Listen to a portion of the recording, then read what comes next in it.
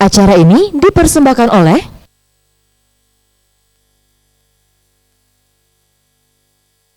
Assalamualaikum warahmatullahi wabarakatuh. Pemirsa di rumah, kembali program Kesehatan Jendela hadir menjumpai Anda. Dan di setiap minggunya program Jendela membahas mengenai beragam permasalahan tentang kesehatan. Pemirsa, seorang dapat dikatakan telah berusia lanjut jika telah berusia di atas 60 tahun. Ketika usia telah menginjak angka tersebut, Anda akan rentan terhadap berbagai jenis penyakit jika tidak menjaga tubuh tetap bugar. Hal ini disebabkan karena daya tahan tubuh orang yang telah berumur di atas 60 tahun mulai menurun sehingga lebih mudah terserang virus dan bakteri. Akibatnya penyakit pun dapat secara mudah menyerang. Untuk membahas lebih lanjut mengenai talk show kita pada malam hari ini mengenai tetap bugar di usia lanjut, kita akan membahasnya bersama narasumber yang telah hadir pada malam hari ini. Di sebelah saya ada Dr. Widya Meliana, SPKFR dari Caritas Hospital KM7. Halo, selamat malam dokter. Gimana kabarnya? Baik. Sehat ya. Dan berikutnya ada Bapak Kus Subagio, Medical Affair Ebert. Selamat malam Pak. Malam. Oke, gimana kabarnya? Ketemu lagi kita Pak ya. Oke, dan pemirsa, untuk Anda yang menyaksikan acara kami, Anda bisa memberikan pertanyaan di line telepon 364666 atau di 364111, dan Anda juga bisa menyaksikan tayangan kami melalui live Instagram di @sriwijaya.tv. Anda juga akan mendapatkan giveaway pada malam hari ini untuk yang beruntung dengan cara mengajukan pertanyaan dan kemudian memfollow @Caritas Hospital KM7. Dan selain itu untuk Anda juga silakan menelpon di line telepon kami di 364666 atau di 364111. Pada malam hari ini Ebert dan juga Caritas Hospital KM7 telah menyiapkan hadiah menarik. Ini ada 5 buah logam mulia. Wow, ini luar biasa sekali, dan juga ada 5 hadiah menarik lainnya untuk Anda pemirsa. Baik, kita membahas pada malam hari ini mengenai tetap bugar di usia senja dengan Dr. Widya Meliana. Oke, jadi Dr. Meliana ini dari Rumah Sakit Caritas Hospital KM7. Kalau dulu Miria ya dok ya? Rumah Sakit Miria dulu dikenalnya. Oke, nah kalau prakteknya sendiri itu kapan ya kalau dokter? Oh ya, saya praktek di hari Kamis dan Sabtu jam 10 pagi sampai selesai. Oke dokter, kita langsung membahas mengenai tetap bugar di usia senja. Tadi sudah dijelaskan kriteria dikatakan usia senja. Apakah hanya memasuki usia 60 tahun itu sudah dikatakan usia lanjut seperti itu? Oke.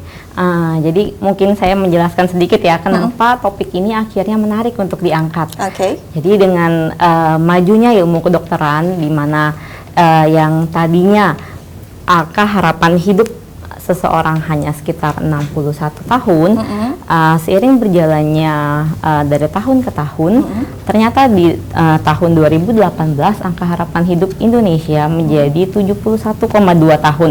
Itu peningkatan yang cukup tinggi ya.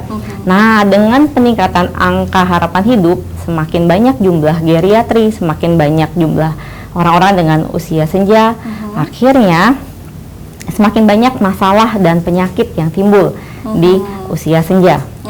Nah, selain itu di samping penyakit, jadi otomatis kita sudah mengenal ya namanya orang tua itu punya darah tinggi yang rutin akan dia minum obat, punya kencing manis yang akan dia terus minum obat. Selain itu juga ada masalah lainnya, masalah pada usia senja. Yang paling sering terjadi adalah imobilisasi.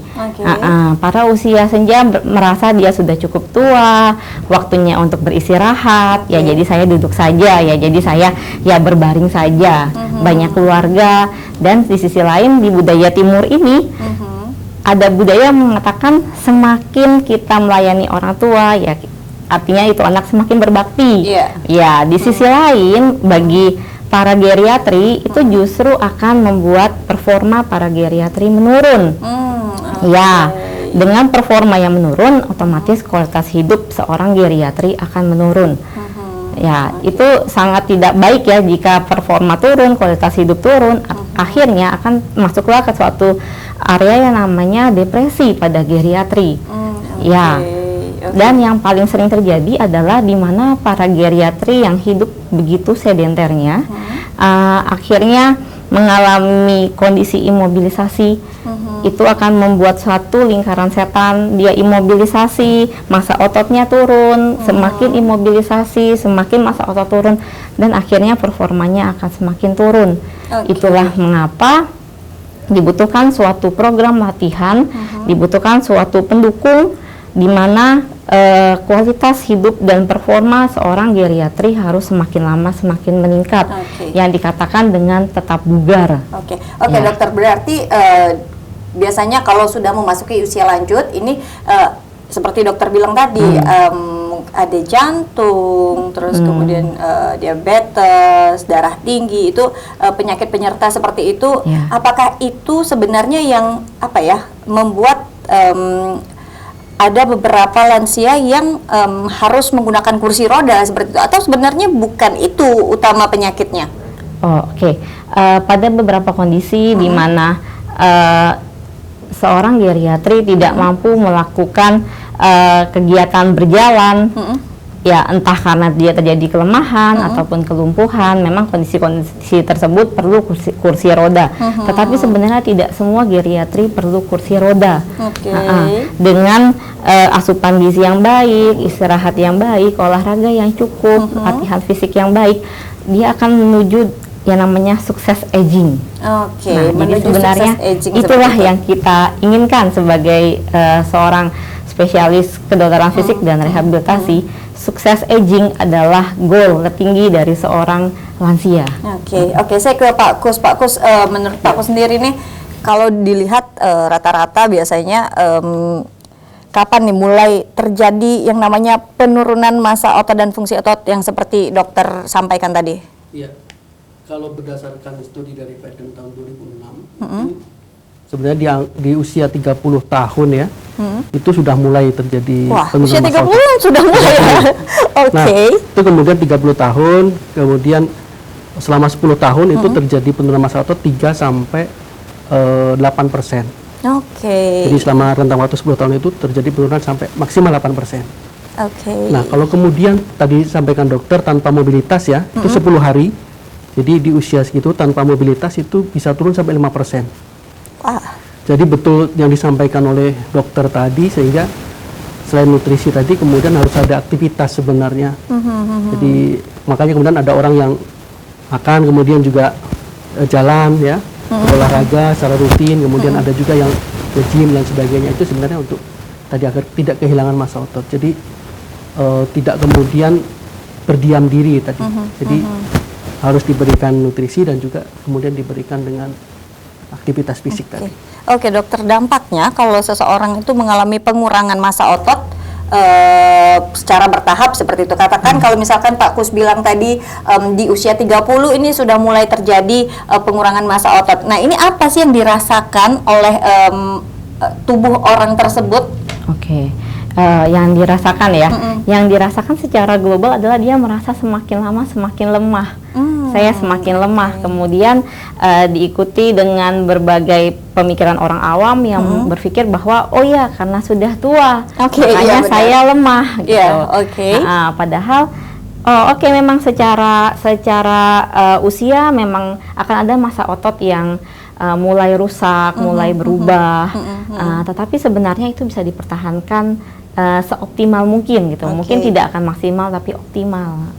Kalau itu turun, otomatis performanya turun. Tadinya si lansia bisa masak karena dia mengalami suatu peristiwa, akhirnya dia imobilisasi. Nah, akhirnya jalan pun susah, boro-boro masak yang tadinya bisa. Artinya kalau seandainya seseorang mengalami katakanlah penyakit, sesuatu yang terjadi seperti itu dan mengganggu gerakan seperti itu, ini sebenarnya apakah harus dilawan atau seperti apa tuh, Dok? Kita bilangnya bukan dilawan ya, karena sebenarnya ada suatu proses degeneratif yang terus akan terjadi. Tapi yang kita lakukan adalah kita membuat penurunan performa seorang lansia itu kita buat seoptimal mungkin. Jadi istilahnya kalau kurvanya harusnya begini, tapi kita buat dia optimal tinggi lalu turun pelan-pelan. Oke, istilahnya jadi dia tidak akan drastis landai seperti jauh. itu. Iya, betul. Oke, tidak tiba-tiba dari aktif tiba-tiba jeder gitu langsung banyak hal yang tidak bisa dilakukan seperti Ya. itu. Oke, untuk dari latihan fisik seperti itu, selain latihan fisik, artinya juga yang perlu diperhatikan adalah nutrisinya. Iya. Oke, dokter, sebenarnya nutrisi untuk lansia? Oke, jadi itu tadi ya, karena lansia itu memiliki banyak sekali penyakit-penyakit penyerta. Jadi sebenarnya nutrisi yang baik bagi seorang lansia A berbeda dengan lansia B. Ya, tergantung dari kondisi si geriatri tersebut, si lansia tersebut. Yang pasti cukup karbohidrat sebagai nantinya akan menjadi glukosa, cukup protein, cukup serat, dan zat-zat pembangun lainnya, mikronutrisi lainnya. Oke, nah saya ke Pak Kus. Jadi berbicara soal nutrisi nih Pak Kus. Jadi sudah pasti itu yang namanya sumber makanan pokok, nutrisi utama itu harus masuk. Dan apa nih yang bisa dilakukan oleh orang-orang dengan usia yang sudah beranjak senja seperti itu untuk dapat tetap menjaga kebugarannya melalui asupan nutrisinya? Iya, betul. Jadi sebenarnya dimulai dari usia dini sebenarnya ya.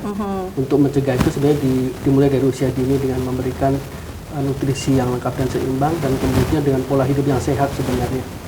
Jadi dari awal sebenarnya memang ini harus dibuat pola hidup yang sehat, aktivitas makanannya lengkap dan seimbang, kemudian pola makannya juga ada yang sehat tadi, jadi seperti merokok, kemudian minum-minuman yang tidak bermanfaat, misalnya bersoda dan sebagainya harus dibatasi ya, seperti itu. Jadi itu sebenarnya dia akan turut berperan ketika kemudian di usia senja. Nah, untuk usia senja ini maka kemudian tetap sebenarnya konsepnya adalah nutrisi yang lengkap dan seimbang. Nutrisi yang lengkap seimbang tadi udah sampaikan dokter, jadi mengandung makronutrien dan mikronutrien, jadi karbohidrat, lemak, protein, kemudian vitamin dan mineral. Nah, selain itu juga dilengkapi juga nanti dengan serat ya, serat karena sangat dibutuhkan untuk lansia.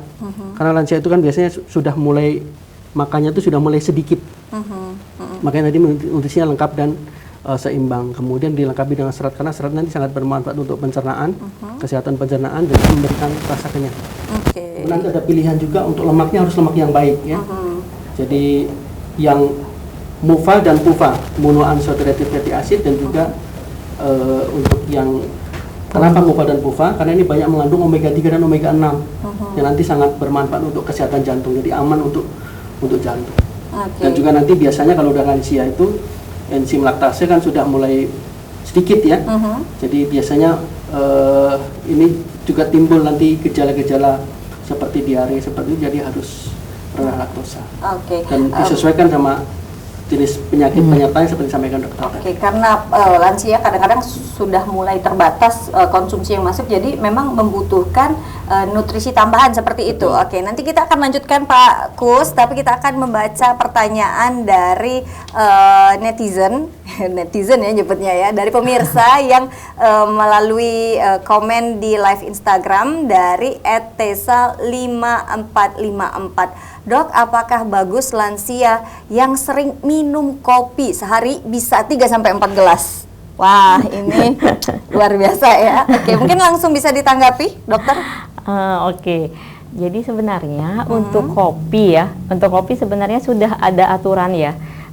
Tidak boleh melebihi 2 gelas per hari. Jadi jangan sampai 3-4 ya, itu pun banyak ada sekali ya. catatan penggunaan gulanya juga nggak, dok? Nah, kalau catatan gula memang semuanya dikondisikan dengan satu dengan penyakit penyertanya si pasien. Apakah ada kencing manis? Kalau ada kencing manis ya jangan coba-coba banyak makan gula. Ya, kalaupun tidak ada tetap harus dijaga, karena sebenarnya kencing manis itu sendiri adalah suatu bukan saja penyakit yang diturunkan, tetapi penyakit yang bisa dimodifikasi dengan gaya hidup seorang. Jadi kalaupun seorang lansia itu tidak memiliki kencing manis, tapi ini pola hidup terutama konsumsi gulanya harus dijaga. Seperti apa, bagaimana cara menjaganya? Pemirsa, kami masih akan membahas mengenai bugar di usia senja, dan kita akan jeda saat lagi, kami segera kembali.